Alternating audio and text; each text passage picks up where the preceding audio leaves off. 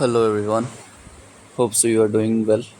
And in this lecture of Node.js series, as I have promised to bring a very unique topic in Node.js, and that topic was, can you guess that topic? The name of that topic was Event Driven Architecture. But इस चीज़ को हम discuss करने से पहले मैं बता दूं कि पिछले लेक्चर में हमने Node.js के सीरीज़ में स्ट्रीम्स डिस्कस की थी. ठीक है, स्ट्रीम्स क्या होती हैं एंड हम क्यों इसका यूज़ करते थे, काफ़ी डिटेल में हमने देखा था. ओके, तो अगर आपने ये नहीं देखी है लेक्चर तो आप देख लेना और फिर समझ आएगा कि जब बहुत सारा रिक्वेस्ट आता है तो कैसे हैंडल होता है वो चीज़ स्ट्रीम के थ्रू.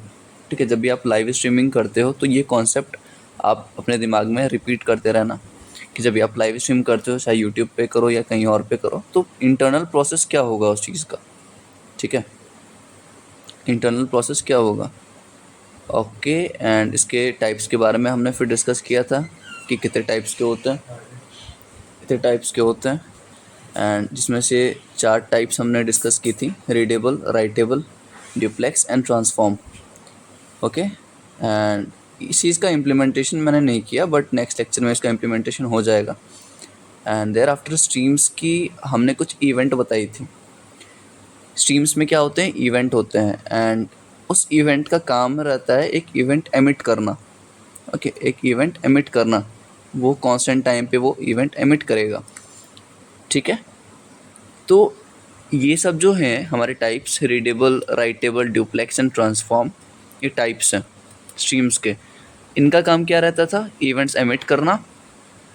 ठीक है, और फॉर एग्जांपल अगर मेरा डेटा कॉन्टिन्यूस फॉर्म में रिसीव हो रहा है, ओके, तो ये डेटा वाला जो इवेंट है हमारा वो कॉन्टिन्यूसली आएगा. ठीक है, डेटा वाला पार्ट आएगा हमारे पास. अगर स्ट्रीमिंग एंड हो चुका है तो ये एंड वाला आएगा. मतलब ये कहाँ पे आ रहा है, ये ब्राउज़र को बताएगा कि हमारा लाइव स्ट्रीम एंड हो गया है या फिर डेटा आ रहा है.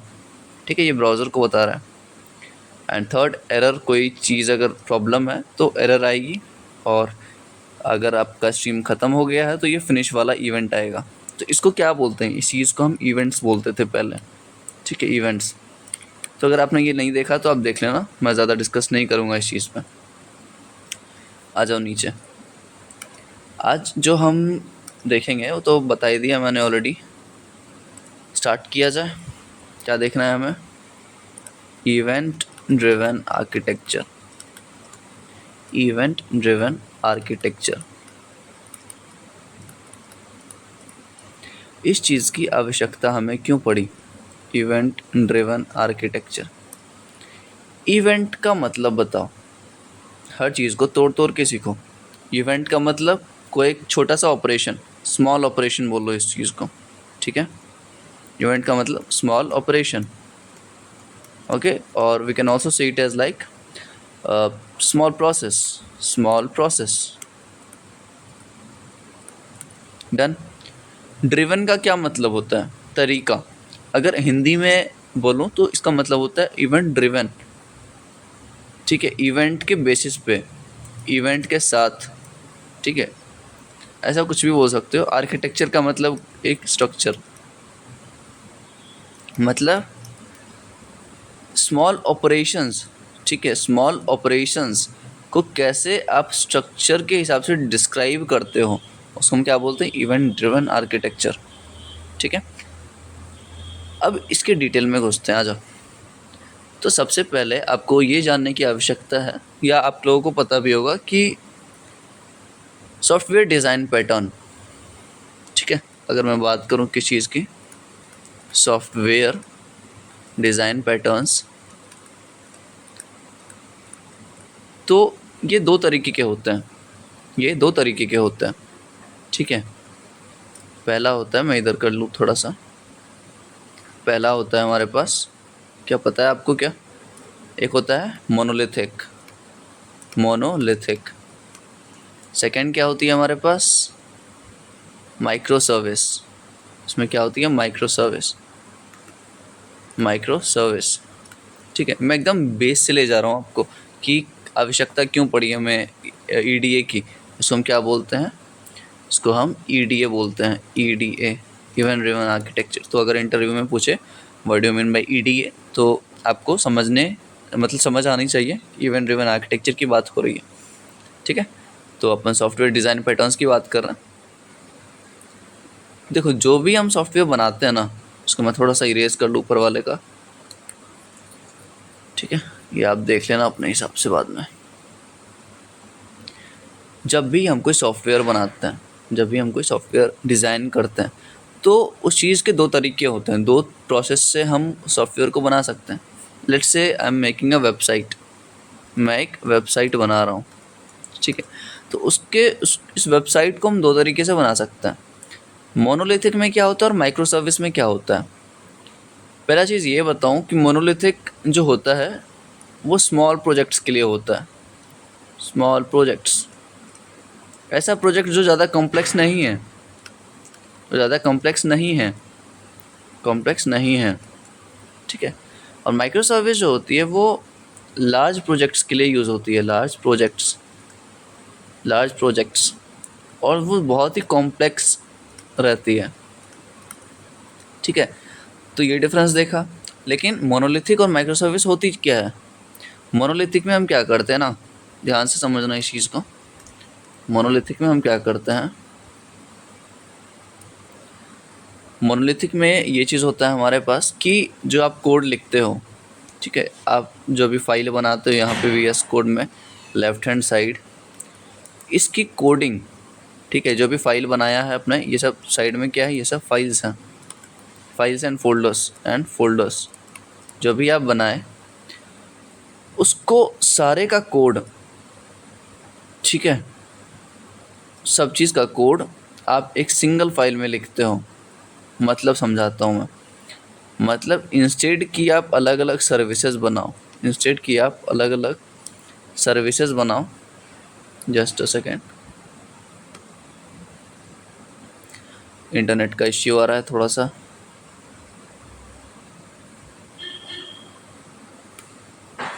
ओके, मैं रिफ़्रेश करता हूँ, जस्ट अ सेकेंड।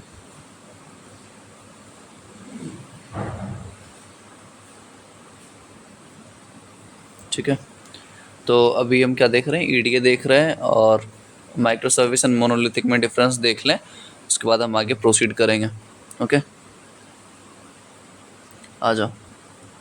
तो यहाँ थे हम मैं क्या बोल रहा था कि यहाँ देखो, मोनोलिथिक में क्या होता है, मोनोलिथिक में जो भी आप कोड लिखते हो, मान के चलो, इसको मैं मिटाता हूँ थोड़ा सा, मान के चलो आप अपने वेबसाइट में आप फ्रंट एंड बना रहे हो, बैक एंड बना रहे हो, डेटाबेस इंक्लूड कर रहे हो। ठीक है, डेटाबेस इंक्लूड कर रहे हो, आप ऑथेंटिकेशन का काम करोगे, लाइक और भी काफ़ी सारी चीज़ें हैं, तो इसको हम क्या बोलते हैं, सेपरेट सर्विसेज।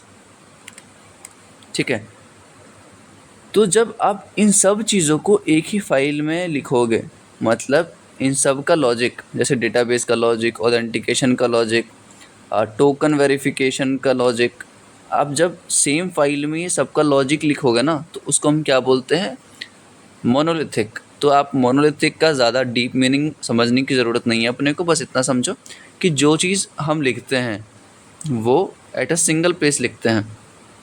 ठीक है, वो सिंगल प्लेस हम लिखते हैं, सिंगल प्लेस पे। ठीक है, ज़्यादा दिमाग नहीं खराब करना इसमें। और माइक्रो सर्विस में क्या होती है, माइक्रो सर्विस के लिए मैं एक एग्जांपल ले लेता हूँ ताकि अच्छे से समझ आए।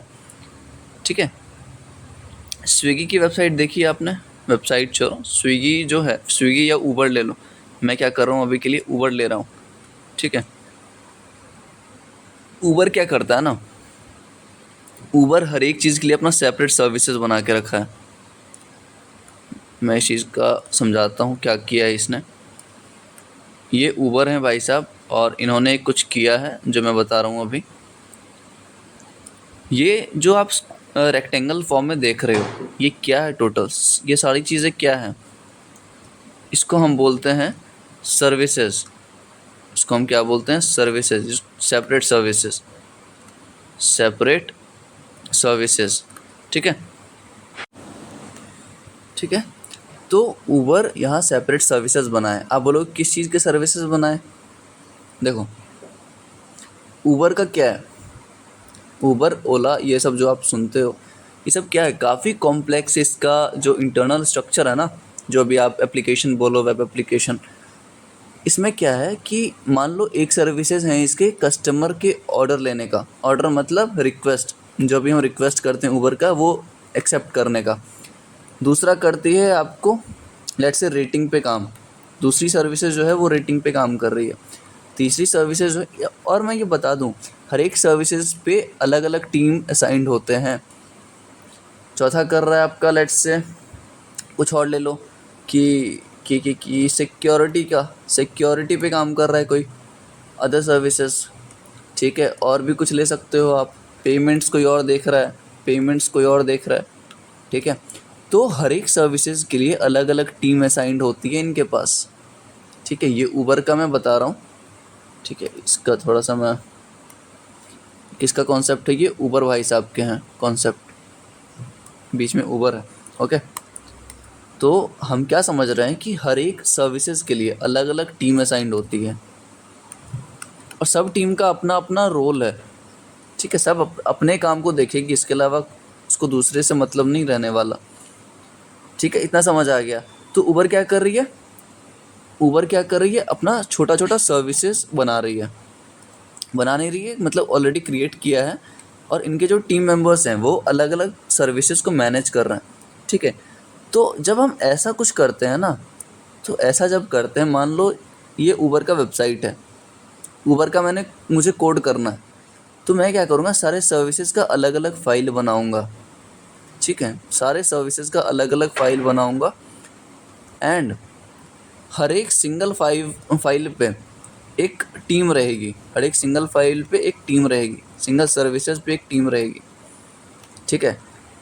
और सारा कोड अलग अलग होगा, सारा कोड अलग अलग फाइल में स्टोर होगा।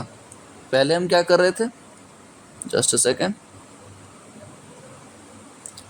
पहले व्हाट वी वर डूइंग, पहले हमें सारा चीज़ हम सिंगल प्लेस पे स्टोर कर रहे थे, अब हम सारे सर्विसेज के लिए अलग अलग फाइल कंसिडर कर रहे हैं, ठीक है। ये चीज़ समझ आ गई आपको? ये चीज़ समझ आ गई। अब हम क्या कर रहे हैं, अलग अलग चीज़, अलग अलग फाइल सर्विसेज के हिसाब से, सर्विसेज के हिसाब से अलग अलग फाइल क्रिएट कर रहे हैं, ठीक है। अलग अलग सर्विसेज के हिसाब से हम अलग अलग फाइल क्रिएट कर रहे हैं। ये करने से फ़ायदा क्या है, ये चीज़ करने से फ़ायदा क्या है? फ़ायदा ये है कि इतना जो कॉम्प्लेक्स स्ट्रक्चर था आपका, इतना जो कॉम्प्लेक्स स्ट्रक्चर था सारा कुछ मैनेज करने का, वो सिंप्लीफाई हो रहा है। वो क्या हो रहा है, अगर एडवांटेजेस की बात करें हम, let's say what are the advantages of micro service, micro service की अगर एडवांटेज की बात करें, ठीक है, तो सबसे पहला क्या है कि ईजिली मैनेजेबल, ईजिली मैनेजेबल, क्योंकि सेपरेट टीम से साइंड है, सेपरेट टीम से साइंड है सारे सर्विसेज के लिए, ठीक है। सेकेंड चीज़ क्या है हमारे पास, एक तो एडवांटेजेस ऑफ माइक्रो सर्विस में ये हो जाएगा कि ईजिली मैनेजेबल है। दूसरा क्या हो जाएगा, और क्या हो सकता है, जब अलग अलग टीम काम करेगी तो लेस कॉम्प्लेक्स हो जाएगा, ठीक है, लेस कॉम्प्लेक्स। आप खुद से बना सकते हो ये एडवांटेजेस, इतना दिमाग है कि आप खुद से लिख सकते हो ये चीज़ समझने के बाद, ठीक है। हाँ, डिसएडवांटेजेस भी मैं साथ में ही लिख रहा हूँ, डिसएडवांटेज एंड एडवांटेजेस, कि हर एक चीज़ के लिए आपको एक्स्ट्रा टीम चाहिए तो कॉस्ट थोड़ा बढ़ जाएगा आपका, लाइक ह्यूमन रिसोर्स बढ़ जाएगी आपकी, ह्यूमन पावर जो बोलो, रिसोर्स बढ़ जाएगी। एंड लेट्स से, हाँ, इसका एक और एडवांटेजेस मैं बताऊँ, एडवांटेज में और एक लिखना आप, कि जब एक सर्विस, देखो हर एक सर्विसेज यहाँ क्या रहता है ना, यहाँ जब मैं बताऊँ, ये जो आप देख रहे हो डायग्राम, इसमें हर एक सर्विसेज एक दूसरे से भी कनेक्टेड रहती हैं, क्योंकि सबको डेटा शेयर करना है एक दूसरे से, ठीक है, सबको एक दूसरे से डेटा शेयर करना है, समझ आई चीज़ें, सबको एक दूसरे से डेटा शेयर करना है। तो हर एक सर्विसेज एक दूसरे से कनेक्टेड हैं। जब कनेक्टेड हैं तो जब एक सर्विसेज फेल कर रहा है, ध्यान से सुनना, जब ये सारे सर्विसेज कनेक्टेड हैं आपस में, तो लेट्स से कोई एक सर्विसेज फेल हो गया, तो आपको क्या लगता है सारे सर्विसेज फेल हो जाएंगे? सारे सर्विसेज फेल हो जाएंगे? नहीं। यही तो हमारा बेसिक एडवांटेज है इसका, कि एडवांटेज क्या है? Whenever a single service fails,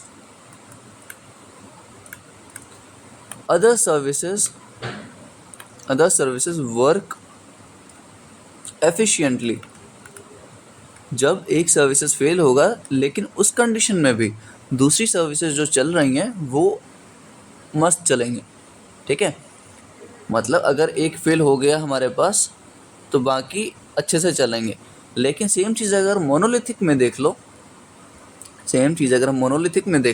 क्योंकि सारा कोड हमारे पास एक जगह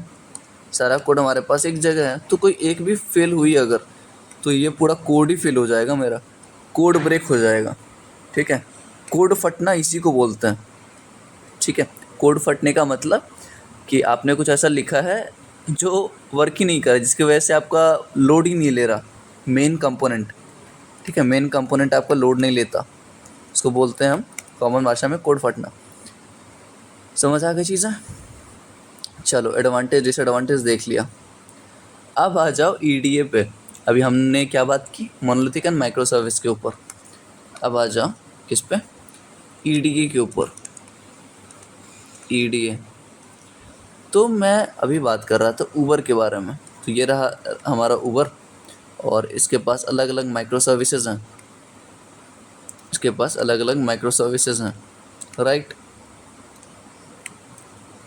मैं बना लूँ फिर आपको अच्छे से समझ आ जाएंगे, ठीक है। ये सारी माइक्रो सर्विसेज हैं। ऊबर भाई साहब सबको काम में ले रहे हैं, और सबका एक एक टीम असाइंड है, सब सर्विसेज की एक एक टीम असाइंड है, ठीक है। मैं जान के ये बना रहा हूँ ताकि अच्छे से समझ आ जाए। सब सर्विसेज हैं, इनको क्या बोलते हैं हम? इनको बोलते हैं हम सर्विसेज, ठीक है। ये हैं हमारे सर्विसेज, राइट।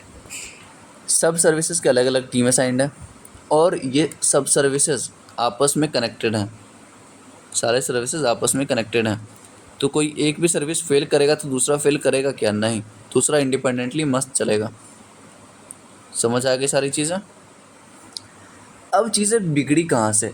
ईडीए की ज़रूरत मुझे पड़ी क्यों? आप एक बात बताओ, जब इतनी बड़ी ऑर्गेनाइजेशन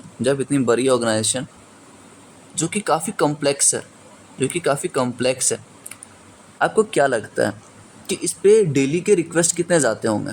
डेली का जो ये वेबसाइट मान लो, या फिर आप एप्लीकेशन मान लो, इसकी जो एप्लीकेशन है उबर की, उस पे डेली का कितना हिट जाता होगा? हिट का मतलब रिक्वेस्ट, कितनी रिक्वेस्ट या राइड होती होगी उसके? ऑल इंडिया बोल लो आप, पैन इंडिया अभी की बात करते हैं हम, तो मान के चलते हैं डेली 100 के, मतलब 1 लाख, ठीक है। 1 लाख प्लस इसकी रिक्वेस्ट आती है, समझ आ गई चीज़ें? अब इस चीज़ को मैं थोड़ा सा और डीप में घुसता हूँ, एंड मान के चलो ये मेरा ब्राउज़र है, ये एप्लीकेशन है, ठीक है। This is our application of Uber app, ठीक है। क्लाइंट यहाँ से रिक्वेस्ट करेंगे। अब अगर आपने प्रीवियस लेक्चर नहीं देखा है, किसकी बात कर रहा हूँ मैं? प्रॉक्सी की, जो कि रिएक्ट में मैंने अभी जस्ट डाला है कुछ पिछले लेक्चर में, ठीक है। रिवर्स प्रॉक्सी का कॉन्सेप्ट, ठीक है। अगर आपने वो नहीं देखा तो देख लेना यार। तो ये ऊबर का एप्लीकेशन है, और बीच में यूज़र हमारे कोई बैठे हुए हैं और ये रिक्वेस्ट कर रहे हैं, ठीक है। यूज़र हमारा कोई अच्छा सा है, और ये क्या कर रहा है बता रहा हूँ, बीच वाले को समझाऊंगा मैं थोड़ा सा। और ये क्या है? हमारे सर्वर्स हैं। ये क्या है? हमारे पास सर्वर्स हैं। अब मैं कहने की क्या कोशिश कर रहा हूँ, जल्द समझ आ जाएगा आपको। तो यहाँ पे इतने कॉम्प्लेक्स चीज़ को हैंडल करने के लिए उबर वाले क्या करेंगे, काफ़ी सारे सर्वर्स को यूज़ में लेंगे, काफ़ी सारे सर्वर्स को यूज़ में लेंगे। इतना समझ आ गया हमें, इतना समझ आ गया। काफ़ी सारे सर्वर्स यूज़ होंगे ना, और अलग अलग सर्विसेज के लिए, ठीक है। इतने सारे जो सर्वर्स हैं वो अलग अलग सर्विसेज के लिए उबर वाले हायर करेंगे या चाहे AWS का यूज़ करें, वो उनकी सिरदर्दी है, अपने को नहीं देखना ही है, ठीक है। तो इतने चीज़ को मैनेज करने के लिए काफ़ी सारे सर्वर्स वो बाई करेंगे या खुद का रखेंगे या AWS पे उसको डिप्लॉय करेंगे, ठीक है। तो अभी के लिए हम मान के चलते हैं, लेट्स से अभी के लिए मान के चलते हैं ये उनके सर्वर्स हैं। ये क्या है, उनके सर्वर्स। और सर्वर्स ऐसे नहीं रहते, सर्वर ऐसा नहीं रहता, ठीक है। मैं इस चीज़ को एक सर्वर कंसिडर नहीं कर सकता क्योंकि ये काफ़ी बड़ी ऑर्गेनाइजेशन है, और बड़ी ऑर्गेनाइजेशन में एक ये होता है कि आप इसको एक सर्वर कंसिडर नहीं कर सकते। एक सर्वर में आपका काम नहीं होगा। जब आप 1 लाख रिक्वेस्ट कर रहे हो डेली का, तो आपको लगता है एक सर्वर में आपका काम बन जाएगा। लोड बढ़ते ही ये सर्वर क्रैश हो जाएगी, लोड बढ़ते ही ये सर्वर क्रैश हो जाएगी, और यूज़र को क्या देखना पड़ेगा, down time error, down time. समझ आ गई, 404 समझ आ गई चीज़ें। तो एक सर्वर में काम नहीं बनने वाला, तो आप इस चीज़ को हैंडल कैसे करते हैं, ठीक है। तो मैं पहले डिसएडवांटेजेस बताऊंगा, फिर एडवांटेज बताऊंगा कि EDA कहाँ पे आया, क्या रोल था उसका, ठीक है। चलो ये देख लिया हमने। हाँ, तो अब अलग अलग सर्विसेज के लिए ये है सर्विस 1, मान लो पेमेंट्स के लिए, सर्विस 2 है सिक्योरिटी के लिए, सर्विस 3 है ऑर्डर्स के लिए, एंड सर्विस 4 है मान लो रिव्यू या फिर कुछ रिक्वेस्ट कर लो आप, ठीक है। तो हर एक सर्वर पे एक एक टीम है, सर्वर मतलब माइक्रो सर्विस, हर एक सर्विस पे एक एक टीम असाइंड है। अब बीच में कौन आता है, बीच में आते हैं हमारे प्रॉक्सी सर्वर। प्रॉक्सी सर्वर्स, अगर आपने ये नहीं देखा है तो मैं वापस रिपीट कर रहा हूँ, देख लेना यार, ठीक है। इसको हम बोलते हैं प्रॉक्सी सर्वर्स। प्रॉक्सी सर्वर का बहुत ज़्यादा एडवांटेजेस हैं। जब भी हम कॉम्प्लेक्स प्रोजेक्ट को हैंडल करते हैं तो ये कैशिंग का काम करता है, ठीक है। आप लेक्चर देखोगे आपको समझ आ जाएंगी सारी चीज़ें। ये कैशिंग करेगा, ये लोड बैलेंसिंग करता है, लोड बैलेंसिंग करता है मतलब जब 100K रिक्वेस्ट आ रही है ना पर डे, ठीक है, पर डे जब 100K रिक्वेस्ट आ रही है तो लोड को क्या करेगा ना, ये ट्रैफिक को 10,000 ट्रैफिक ऑर्डर्स के हिसाब से इसको दे देगा, फिर इसको दे देगा, सेकंड वाले सर्विसेज को, ये सर्वर को दे रहा है रिक्वेस्ट।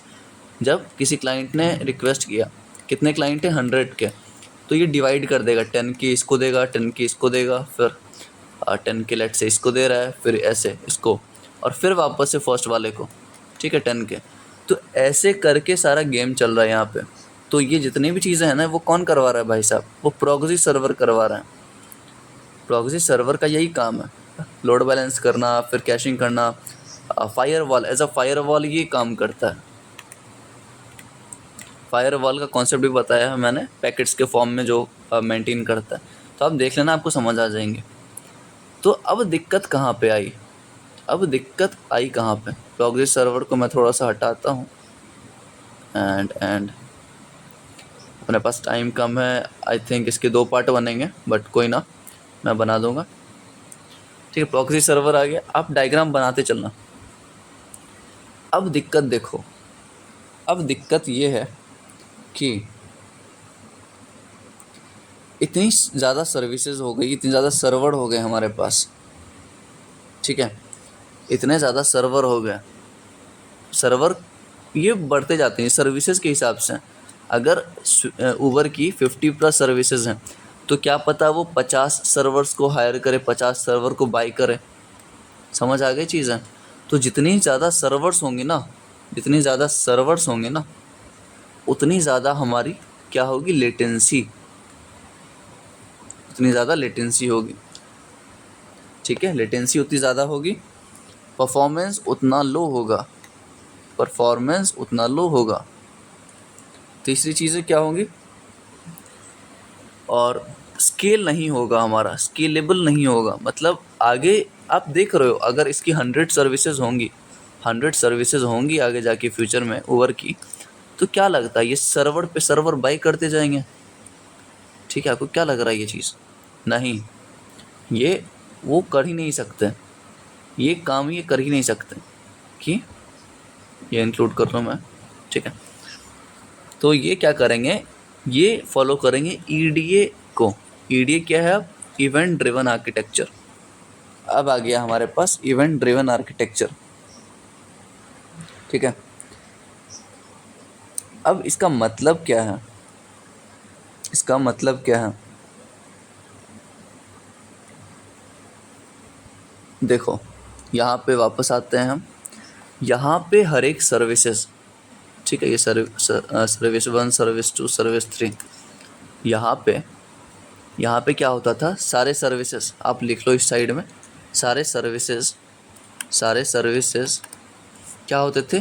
टाइटली कपल्ड होते थे। क्या बोल रहा हूँ मैं? Tightly coupled.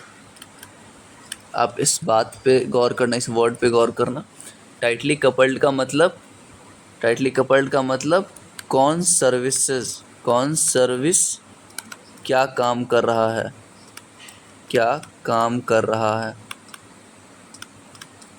ठीक है, कौन सर्विस का क्या काम है। और ये सब सर्विसेज को पता है कि एक दूसरी सर्विस का क्या काम है, वो कैसे परफॉर्म कर रहा है। ठीक है, तो इसी वजह से क्या होती है ना, अब देखो, सर्वर को जब ये पता होगा कि किस बंदे ने रिक्वेस्ट किया, मतलब एक बंदा है मान के चलो, ठीक है, एक बंदा है कोई, ये आदमी कंसिडर करो आप, और इसने रिक्वेस्ट करी किसको? सर्वर्स को। मान लो ये रहा मेरा सर्वर, तो सर्वर को ये बात पता है कि इसका आईपी एड्रेस क्या है, ये जो यूज़र है, मतलब सर्वर को हर एक तरीके का इन्फॉर्मेशन है कि मेरा जो ये रिक्वेस्ट आ रहा है वो कहाँ से आ रहा है, वो कैसा है। तो ऑब्वियसली जब सर्वर को ये चीज़ पता होंगी तो हमारा परफॉर्मेंस तो घटेगा ही ना, चीज़ें कॉम्प्लेक्स होती जाएंगी। समझ आ रही है ये चीज़? अब क्या है मेन चीज़ कि इस कंडीशन में ईडीए में क्या होता है, इवेंट ड्रिवन आर्किटेक्चर में क्या होता है, चलो वो तो नेक्स्ट लेक्चर में ही आएगा, बट मैं ओवरव्यू दे देता हूँ थोड़ा सा कि इसमें सर्वर्स को नहीं पता कि रिक्वेस्ट कहाँ से आया। पहला पॉइंट जो ईडीए का मैं सबसे इम्पोर्टेंट बताऊंगा वो यही है कि सर्वर्स को नहीं पता, आप लिख लो, सर्वर्स को नहीं पता कि रिक्वेस्ट कहाँ से आई है,